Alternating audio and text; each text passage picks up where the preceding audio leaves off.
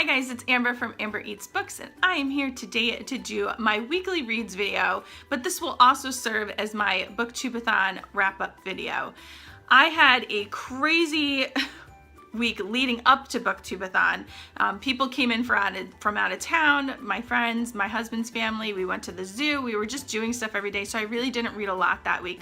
Also, just a little side note, my dog that week came down with Lyme disease and she could not walk for a couple of days. It could not stand on her back legs. She had a fever. She was just in a very bad off place. And then as soon as she got the antibiotics in her and they started to actually take effect, it took a couple days for them to take effect, but once they took effect, she was right back to her old self. So she's all better now. She's still on the medicine. She still has another week and a half to go, I think.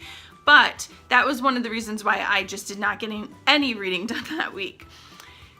Now, moving into BookTube-a-thon week, it was a wild ride, and we will get into it as I get into these books. So let's get started. The first book I'd like to talk about, I actually started before BookTube-a-thon, but I only read about 100 pages of it, and this is over 500 pages. So I'm going to count it as something that I read during BookTube-a-thon and finished because I read more than 3/4 of the book during BookTube-a-thon, and that is Salems Lot by Stephen King. Now, I have a little bit of an unpopular opinion about this book. So many fans of Stephen King have told me, oh, you have to read Salems Lot, you have to read Salems Lot. And I knew that a character from in here appears in the Dark Tower series, so I knew I wanted to read it because it related to the Dark Tower series. So I had sort of high expectations of it going into it. I was like, oh, this is probably going to be a fantastic read. And now I've read plenty of Stephen King. You guys all know he's my favorite author.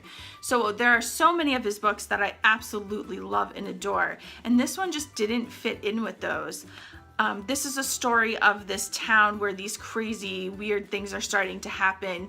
And once they find out what's going on, it's kind of the character's journey on how they're going to eradicate this problem. I felt the beginning was so slow. It was so hard to get into. Stephen King just kept introducing character after character after character, and every time he would introduce one, he had to have this long backstory. And for some reason, it just really broke up my reading of this book. I just couldn't sink myself into the story. I had to keep like wrapping my mind around who these new characters were. So it was not my favorite. I will say towards the end of the book, I really started enjoying it a lot more. And maybe I'm just over the type of evil presence that was in this book. I won't give any spoilers away in case you haven't read it yet. Maybe I'm just over that type of thing. I don't know, but I didn't love it as much as I wanted to. Still, there were still some very quotable parts. There were still parts that I absolutely enjoyed, and I ended up rating it 3.75 stars. The first line in this book is, almost everyone thought the man and the boy were father and son. The next book that I picked up was one that completes the challenge for read a hyped book, and that is The Fate of the Tearling by Erica Johansson. Now, this book was hyped not in a positive way, it was more hyped in a negative way. A lot of people that read this did not like the ending to this book. So I went into it with lower expectations than I probably would have. However, once I started reading the book, I realized how much I love this author's writing and how great she is at developing plot and characters. And I just really like sighed with relief because I was like, it's not starting off bad anyway. So we'll see how it is when we get to the end. And as we progressed through the book, I just loved every second of it. I was turning those pages as fast as I could because I wanted to know what was going to happen to these characters. And when we got to the end, I kind of already had a feeling something like that was going to happen. So it wasn't a shock or a surprise to me like it probably was to a lot of other people who read it and were kind of outraged by it. I actually thought it was fine and I enjoyed it. Did it answer all of my questions that I had while reading this trilogy? No. Did I feel like maybe I wanted to know a little bit more about some of the other characters in the book? Yes, but I think that it leaves the door open for her writing like a prequel trilogy, and I would totally read that if she did, so I hope she does. But I thought the ending was actually sort of perfect for the series. I really think that you guys would enjoy it if you enjoy fantasy. This is a 5-star read for me. And the first line in this book is, long before the Red Queen of Montmesnay came to power, the Glacefort was already a lost cause. The next book I picked up was Meg by Steve Alten. This completed the challenge of reading about a character that is different than you. It also was our hashtag on the BookTube shelves pick for July. All the links are down below if you'd ever like to join. This book would also have checked off the box for biggest surprise had that been a challenge, because this book was so much better than I thought it was going to be. I started reading it and I was like, wow, the writing's actually much better than I thought it was going to be. And then I started reading more and I was like, wow, I'm actually really learning a lot about the ocean and science and all these kinds of things that I didn't think about before. Wow, the story about the actual megalodon that is running rampant in the ocean and killing people is really fun and entertaining. I'm really enjoying this book, and every time I'd read another chapter and I'd be like, I'm still really enjoying this book, and it just kept surprising me over and over. It was a lot of fun, and it was such a joy to read this during Shark Week, because I didn't really have a chance to sit down and watch any Shark Week on TV. We just recently, like in the last couple of days, got cable, and I just hadn't had a chance to do it. So I missed out on Shark Week this year, but I was able to sort of participate by reading this book. I gave this 4 stars, which surprised even myself, but I really liked it. And there are sequels to this that I think I'm going to pick up, which is just amazing me right now. The first line in this book is, Captain George Nares stood defiantly on the heaving gun deck, his weight giving at the knees as the broiling Pacific tossed his command within the valley of its 15-foot swells. The next book that I read was Lost Girls by Mary DeStefano. This completed the challenge of read a book with a person on the cover. This was also a book that I was reading for a Goodreads group that I'm a part of, and that is Lisa's Buddy Reads. That is hosted by Lisa from Books and Smiles, and I will leave all the links down below. This is the story of a girl who wakes up in a ditch covered in blood and bruises, and she finds out that she has been kidnapped for the last 2 weeks. But she also has lost her memory of the whole last entire year, which was a little confusing trying to figure that out in the beginning, because you're like, wait a minute, you were only gone for 2 weeks, but wait a minute, you don't remember the whole last year? And you had to keep kind of going back and forth and telling yourself, no, this is how it is. Just stop getting confused, mind. This is how it is. But I looked past that point in the beginning and was really enjoying the first half of this book. I thought, wow, this is going to be such a fun, fast-paced read, and I'm really into it right now. And it was a quick read for a readathon. That's a great thing. So I was like, yes, let's keep going.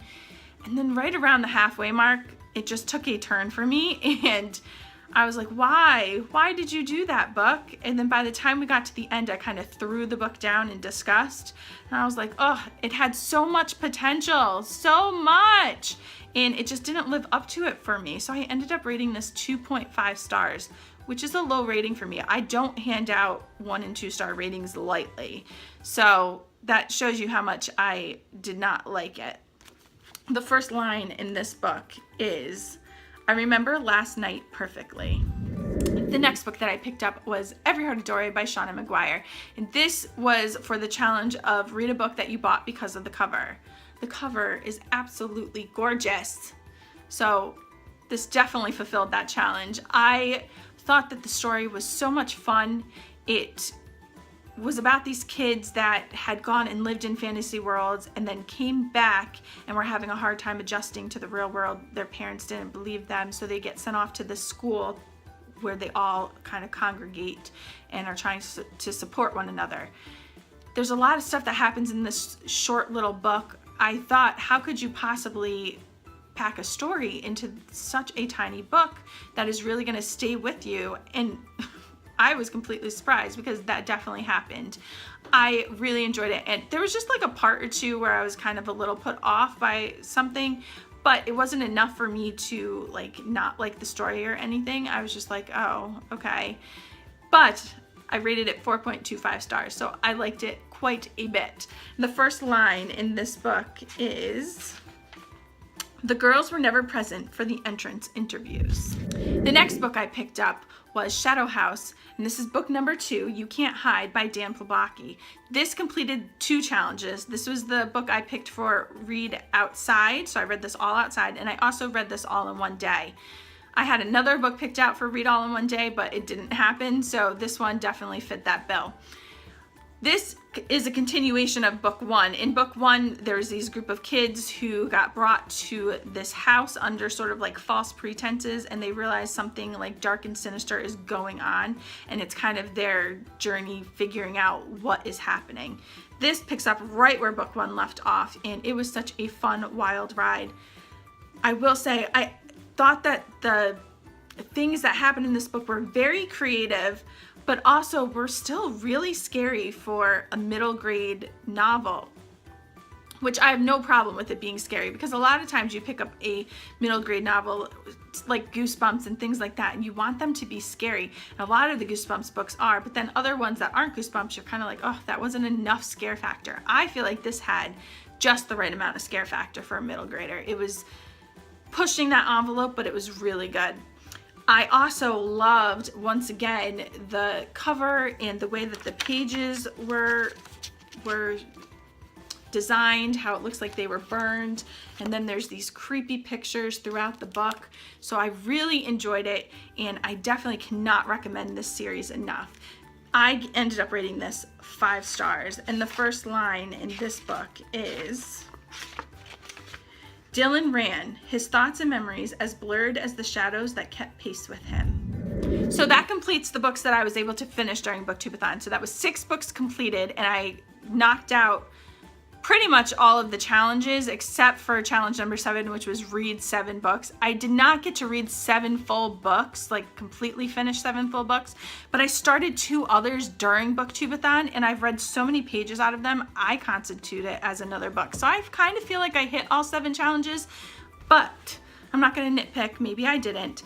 One of the books that I'm still currently reading is The Long and Far Away Gone by Lou Berney. I'm doing this as a buddy reads, and we have read 333 pages. I'm actually behind as of today in our buddy read. I have to sit down later and catch up because of BookTubeAthon. I kind of set this book to the side and said I just want to finish the books that I can for BookTubeAthon yesterday, and I didn't read my portion, so shame on me, but I'm gonna catch up today. This is a really great book, and I cannot wait to tell you guys more about it next week during my weekly reads video. The last book that I picked up during BookTubeAthon but was not able to finish was Gwendy's Button Box by Stephen King and Richard Chizmar. This is a very short book. It's a novella, so I had picked this for the challenge of reading a book all in one day.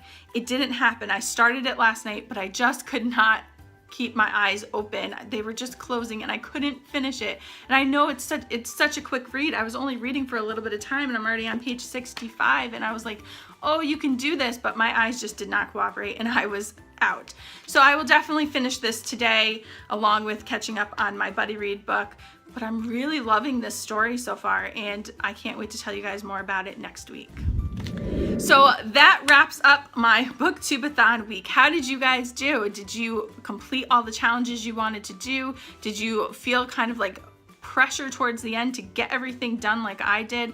I was like feeling kind of burnt out yesterday. I was just going from book to book to book to book, and it was just overwhelming. But I had a lot of fun, and I hope you guys did too. As always, have a great week and happy reading.